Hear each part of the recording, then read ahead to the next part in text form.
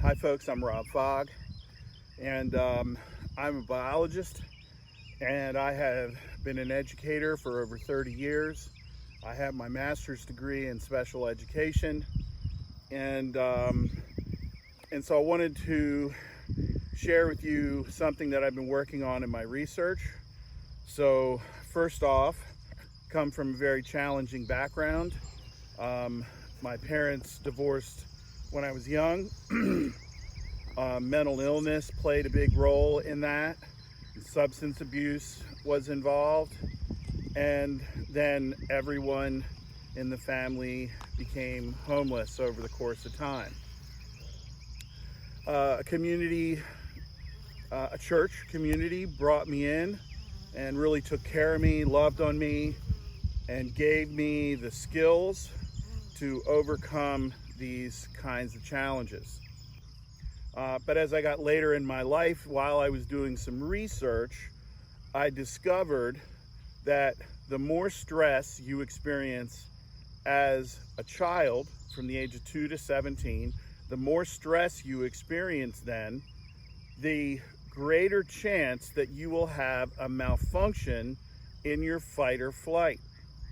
And so for the last 10 years, I have been doing a research project on how stress or trauma, extreme stress or trauma, affects you at the biochemical level.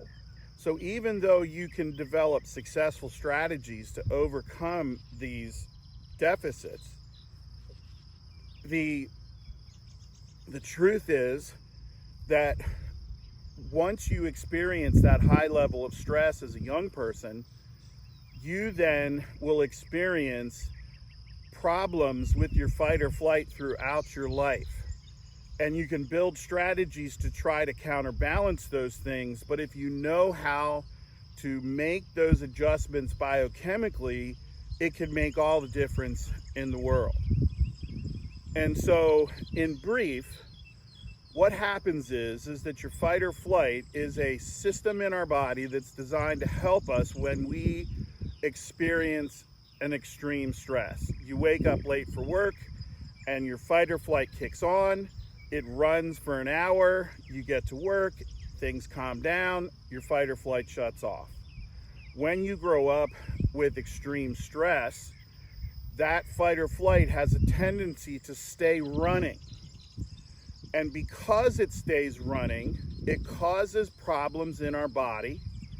For instance, difficulties going to sleep, difficulty waking up in the middle of the night, difficulties with inflammation in our bodies, difficulties with anger and anxiety that kind of can come together in panic attacks, constantly second guessing yourself in social settings, a constant fear of dread, constantly worried or constantly processing what you need to do to keep yourself safe or supported. It interferes with our communication and often sabotages successful communication with others, causing us to feel alone. And these are just a few of those things, but they're relevant because these kinds of things are difficult for us to overcome through successful patterns of coping.